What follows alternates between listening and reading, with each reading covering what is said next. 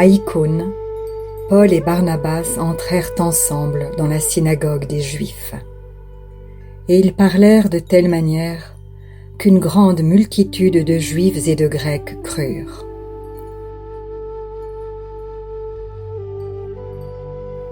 Mais ceux des Juifs qui ne crurent pas excitèrent et aigrirent les esprits des païens contre les frères. Ils restèrent cependant assez longtemps à Icône, parlant avec assurance, appuyés sur le Seigneur, qui rendait témoignage à la parole de sa grâce et permettait qu'il se fît par leurs mains des prodiges et des miracles.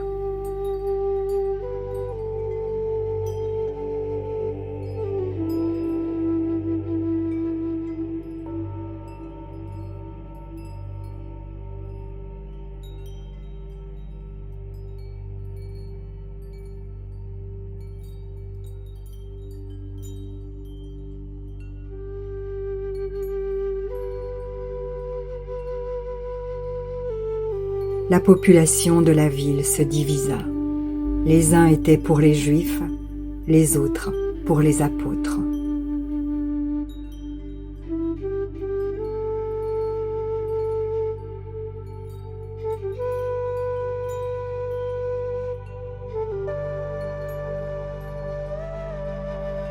Et comme les païens et les Juifs, de concert avec leurs chefs, se mettaient en mouvement pour les outrager et les lapider, Paul et Barnabas, en ayant eu connaissance, se réfugièrent dans les villes de la Lycaonie, à Lystre et à Derbe, et dans la contrée d'alentour.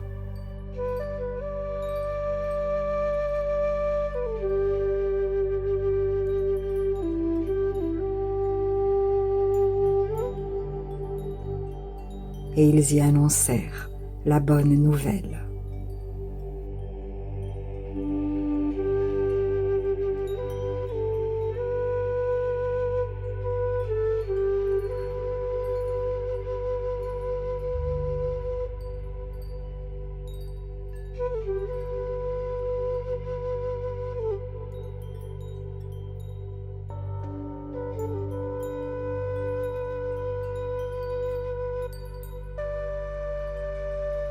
À Lystre se tenait assis un homme impotent des pieds, boiteux de naissance et qui n'avait jamais marché.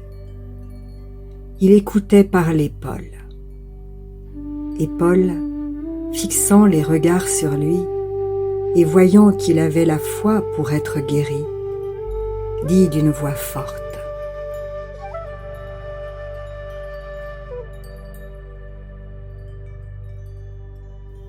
« Lève-toi droit sur tes pieds. »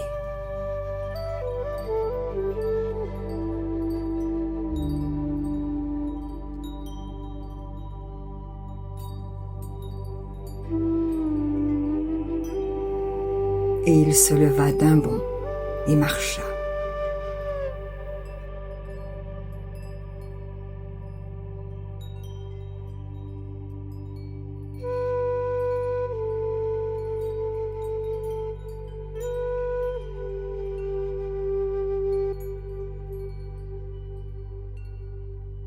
À la vue de ce que Paul avait fait, la foule éleva la voix et dit en langue lycaonienne: « Les dieux sous une forme humaine sont descendus vers nous. »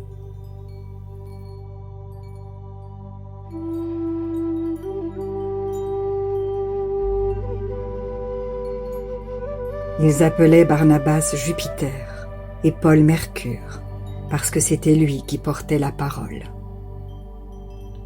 Le prêtre de Jupiter, dont le temple était à l'entrée de la ville, amena des taureaux avec des bandelettes vers les portes et voulait, de même que la foule, offrir un sacrifice. Les apôtres Barnabas et Paul, ayant appris cela, déchirèrent leurs vêtements.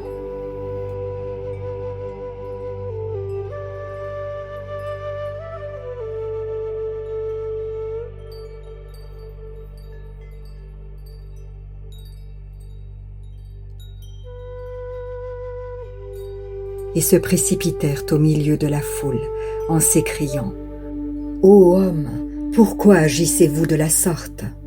Nous aussi, nous sommes des hommes de la même nature que vous.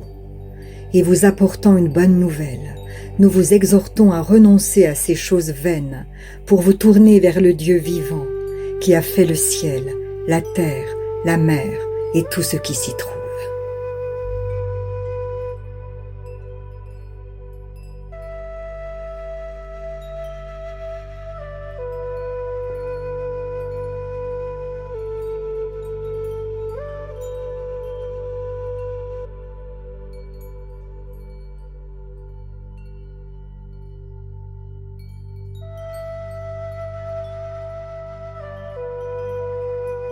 Ce Dieu, dans les âges passés, a laissé toutes les nations suivre leur propre voie, quoiqu'il n'ait cessé de rendre témoignage de ce qu'il est, en faisant du bien, en vous dispensant du ciel les pluies et les saisons fertiles, en vous donnant la nourriture avec abondance et en remplissant vos cœurs de joie.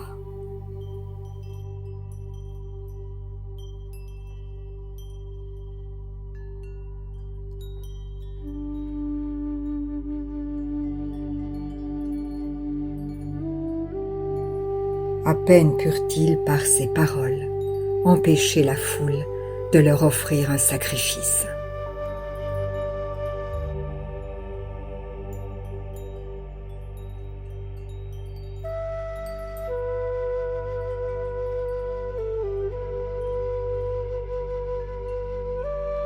Alors survinrent d'Antioche et d'Icône des Juifs qui gagnèrent la foule.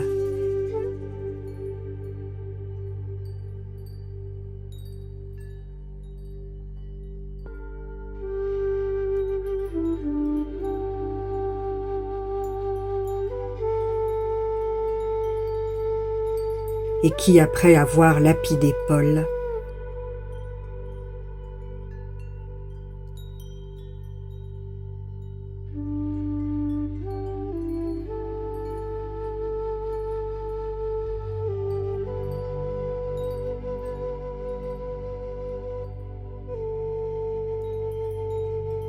le traînèrent hors de la ville, pensant qu'il était mort.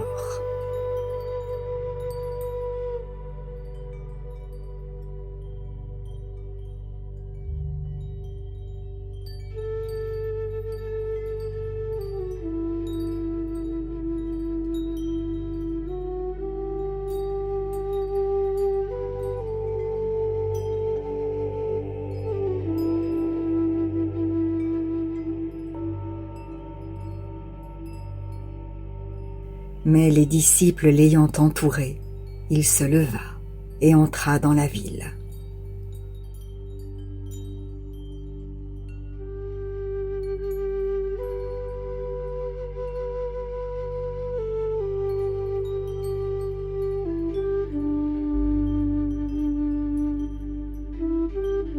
Le lendemain, il partit pour Derbe avec Barnabas.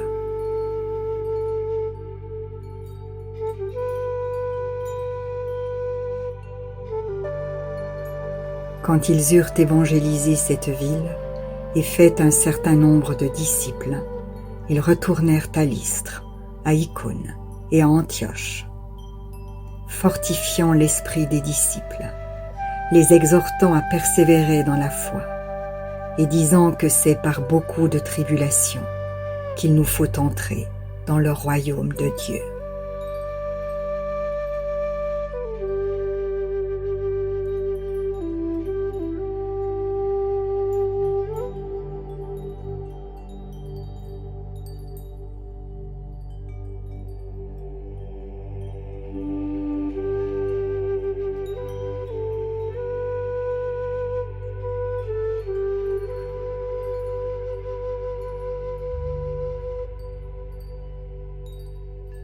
Ils firent nommer des anciens dans chaque église, et après avoir prié et jeûné, ils les recommandèrent au Seigneur, en qui ils avaient cru.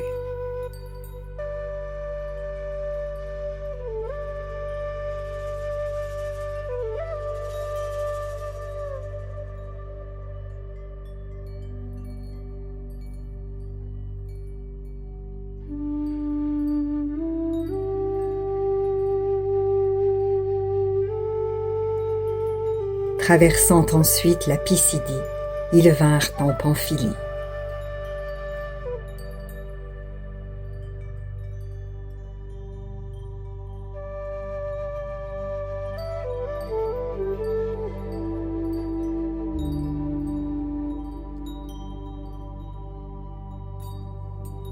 Annoncèrent la parole à Perge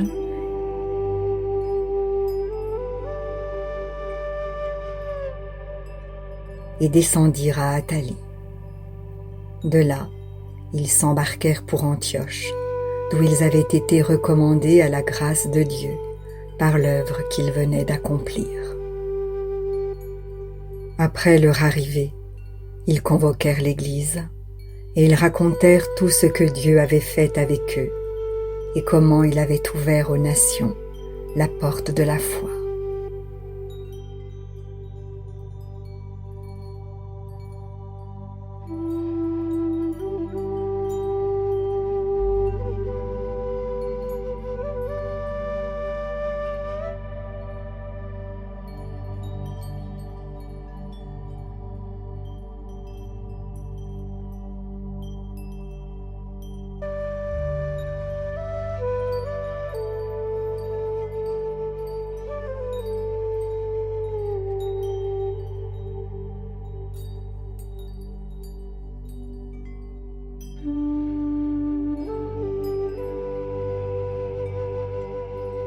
Et ils demeurèrent assez longtemps avec les disciples.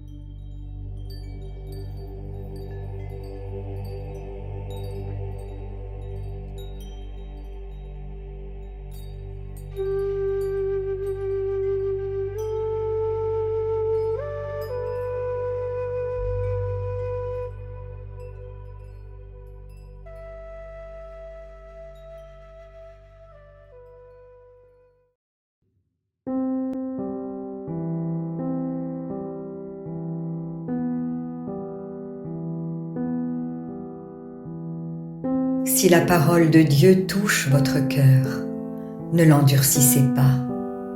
C'est Jésus qui se manifeste. Il vous dit, « Voici, je me tiens à la porte et je frappe. Si quelqu'un entend ma voix et ouvre la porte, j'entrerai chez lui. Je souperai avec lui et lui avec moi. »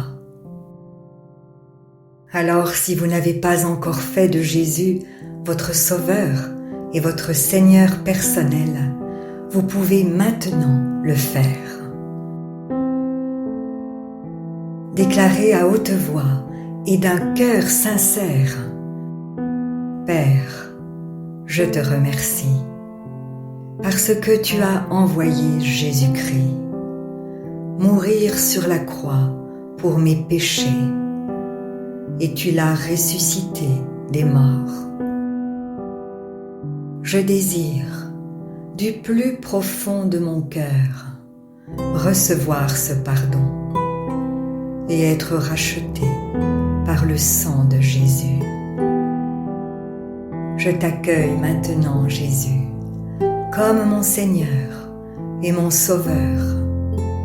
Je renonce désormais au péché et je veux te suivre tous les jours de ma vie.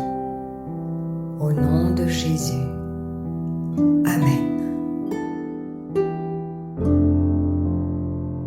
Si vous avez fait cette prière, dites-le nous simplement dans les commentaires. Nous prierons pour vous et nous nous réjouirons avec le ciel tout entier, car Jésus a dit « Sachez qu'il y a plus de joie dans le ciel pour un seul pécheur qui se repent que pour 99 justes qui n'ont pas besoin de repentance. » Puis continuez de vous fortifier et de vous purifier par la parole de Dieu. La foi vient, mais elle ne vient que d'une seule source, de ce qu'on entend de de la parole de Christ. Demandez à l'Esprit Saint de vous guider et de vous éclairer dans sa connaissance. Il vous conduira dans toute la vérité. Il vous équipera pour toutes les circonstances de votre vie. Vous verrez que peu à peu, il vous révélera ce que ne peuvent comprendre ceux qui ne vont pas dans la parole.